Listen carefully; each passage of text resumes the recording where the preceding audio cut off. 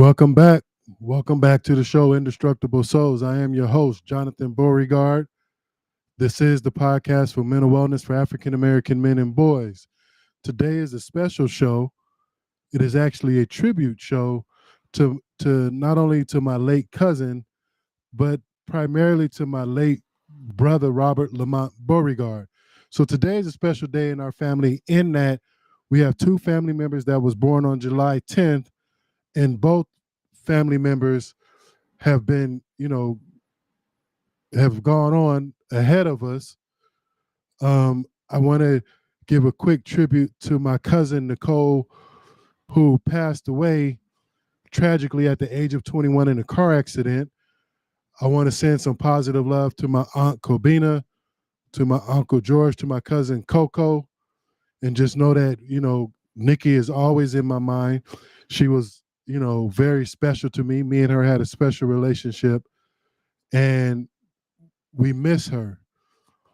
But today is about my brother, Robert Lamont Beauregard, and I wanted to do a quick tribute to him also on his birthday, which is tragically, my brother was born in 1966 and passed away in March of 1996 due to the complication of AIDS. And my brother is very, very special to our family. And it was tough. And the reason why I wanted to do a tribute and talk about a topic that is very, very needed, but we don't talk about a lot, for one, is because I want his life to be able to help someone. So my brother was a very unique person in that he had his struggles, he had his traumas, but he was a very interesting person in that my brother was out of all of us and many people around him was a genius. He was very smart, smarter than all of us. But he's the type of genius that struggled in school simply because everything that the teacher or the schools were teaching, he already knew. My brother constantly read, constantly studied, and or read about things that he was interested in and didn't stand school, was bored in school, and would often get in trouble, not necessarily for fighting anything, but just because he was bored and distracted, so he would distract others. But another reason why he was interesting is that he was an accomplished artist, both a creative in painting, drawing. He was also a singer. He was a designer. He designed clothes and all of these things. A very interesting person. The thing and the reason why I want to do a tribute today to my brother is because of not only because of his trauma and because of the things that he went through. I want to use this moment to teach other people, but particularly parents that are struggling to accept their children for who they are. For those parents and those families who do not want to accept, struggle with, make excuses for, and all of those things when it comes to someone with, whether you want to call it an alternative lifestyle that's different, that's, whatever it may be. Like I said, my brother struggled with drug addiction. I know he struggled with dealing with his trauma. And I don't know all of his traumas, but I know the traumas that I've witnessed, and I've seen what he went through in his short 29 years. My brother was, for all intents and purposes, was openly gay, as open as he could be for the day and time. And I'm not going to spew all of the family business, but I want to talk about a couple of things particularly, in the sense that I want to use this moment in tribute to him in talking with families that, particularly when it comes to men, boys of color, teenagers of color, black boys, that does not fit the mold that we want to put our boys in, that do not fit the mold of how fathers want their sons to be, how mothers want their sons to be. We live in a day and age, and we talk about the LBGT community. I have my opinions, I have my gripes, right? I have my beliefs when it comes to my religious beliefs and my political beliefs. I have my gripes with the whole political movement in the sense. But when we're talking about accepting, I work with a lot of people that struggle. And when I mean by people, I mean parents, family members, or whatever, that struggle to accept and embrace someone who is going through their process when it comes to their identity, their sexuality, their human experience, and so forth.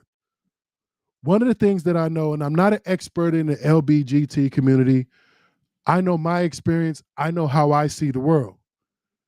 But I also know that when we talk about, someone being lesbian, gay, and so forth, the first thing we go to is concerned about who they sleep with. One of the things as people who heterosexual people is sometimes we miss, if not all the times we miss, is that it's not just about who you have sex with, right?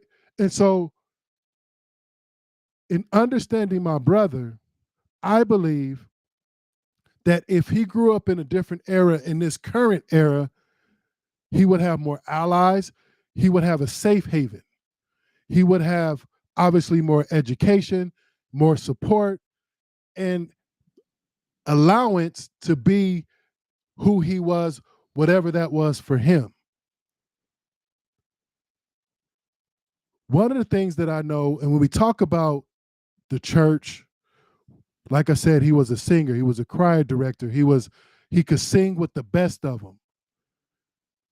His artwork is unmatched. I have one of his pieces in my lobby as a tribute to him because he was all around genius. But here's where we got stuck, not only as a family, but also as a people. We got stuck in his sexuality and his drug addiction, and we missed his greatness.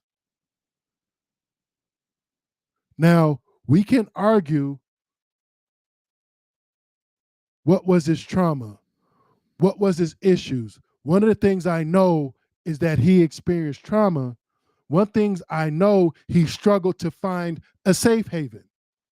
Here's an interesting point, real quick, is that I know that my brother had a relationship with God, but I question if the church was a safe haven. I know we loved my brother, but was the family a safe haven for someone in that space and time, in that era, who struggled with trauma, addiction, and not being fully accepted or not being able to be fully who he was as a gay man? Think about that. Here we are as Christians, and one of the things I think I know as Christians, when it comes to sexuality, we become most judgmental. It says, judge not lest ye be judged, but we will use the Bible, and I know what the Bible says, but yet we tell people to come to church, we tell people to be saved, and so forth. But we will allow people of alternative lifestyles to be a part of the church as long as they don't show it, at least openly. And can the church be a safe haven? I don't know. Was the family a safe haven? Well, there was name calling. There was a bunch of things that went on, and I'm not going to tell all my family business, but one thing I know, and the reason why I don't feel guilty in the sense, for me, I'm just talking about myself, is that I know I didn't know any better, and maybe I did, but at the same time, began to understand my brother till long after he passed. That's why his legacy is so important to me. I don't think his legacy, I'm as long as I'm living, I'm not going to allow his legacy to die. Did I protect him when he was living? No. I can own up to that. For one, I didn't know how to. But I know he struggled to find a safe haven to be who he is, to be who he was. Why am I bringing this up? Why am I talking about my brother in this fashion? He was a great person. He was a passionate person. He was a talented person. He was a genius. He was all of these things, and this got lost in addiction, and it got lost in who he was because of his sexuality. Because we lived in a time that did not allow people to fully be who they were. Now, what does this have to do with today? As you know, the climate has changed. However, I still work with young men and families and even young women and their families that struggle to accept people for who they are. Now, I have my personal beliefs about sexuality, homosexuality, all of that stuff. I don't know if that's proper to say anymore. I have my beliefs. I have my opinions. But the one thing I do understand is I don't stand tall enough to place judgment. I don't have a heaven or a hell to put you in. But one of the things when we talk about the Bible, and we know we will whoop somebody with the Bible, especially in the church, about their sexuality, is that we could become very judgmental and begin to do things and begin to say things and ostracize people and outcast people and so forth when there's all manner of things going on in the church that are hypocritical. But here's the thing that I wanted to point out the most. Even in people's sin, even in the act of sin, if we want to call it that, just using this as an example, Jesus never started with judgment. Jesus never judged. Jesus blessed and moved on. Here's what I'm getting at is that when we talk about, and we could talk about this more in depth, we live in an age that sexuality is everywhere. Everybody, there's so many different genders these days, if you want to call it that, genders and sexual preferences and so forth, that, okay, do we accept it? Do we argue with it? Do we shun it? And so forth. Like I said before, I have my beliefs. However, when somebody is going through their process, when we talk about sexuality, and I'm talking particularly to family members and parents, one of the things that I know, particularly to parents, is when a kid comes and says, I feel like I'm gay, I feel like I'm bisexual, I feel like I'm this. The first thing parents do is personalize it and then reject it. What I'm saying is, it's not your place to personalize it. People feel what they feel, people are who they believe they are. It's our jobs to lead with love. It's our job to lead with acceptance. Do I think life experiences impacts someone's sexuality, someone's whatever? Okay, we can argue that point, and we could cherry pick different cases. But I believe people have human experiences.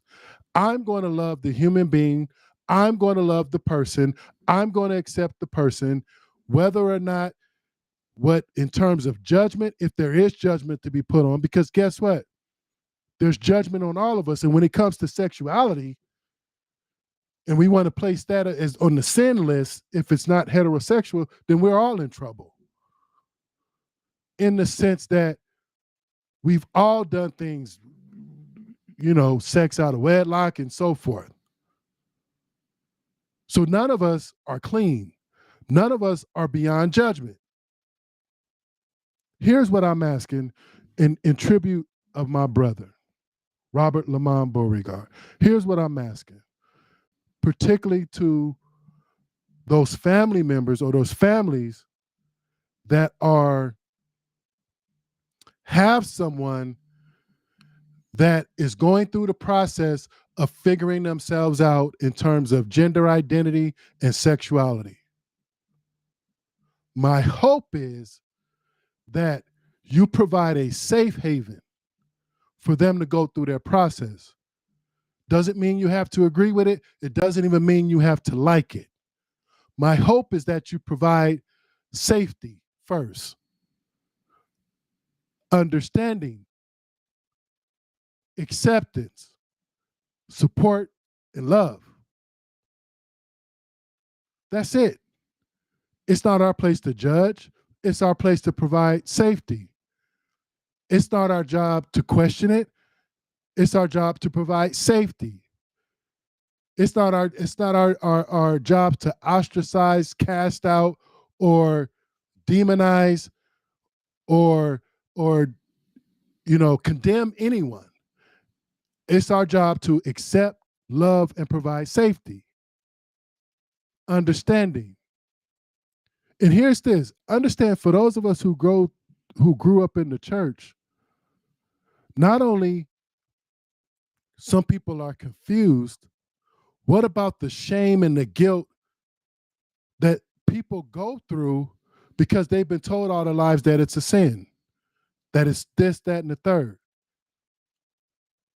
I'm not going to question or cherry pick anybody else's sin. I got enough.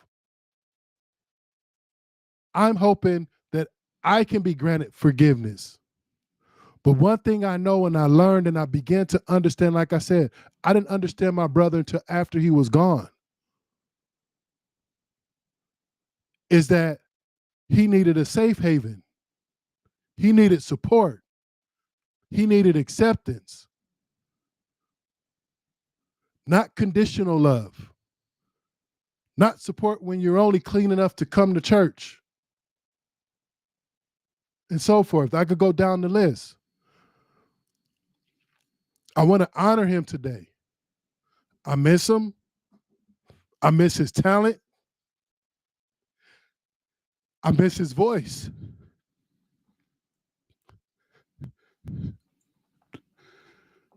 When he was singing, he would bring the church down. I miss his voice. But I want to say today that I love him, I miss him, and we need not judge anybody. We just need to provide a safe haven, be the safe haven. This has been Indestructible Souls, the podcast for mental wellness for African American men and boys, and we're out. We love you.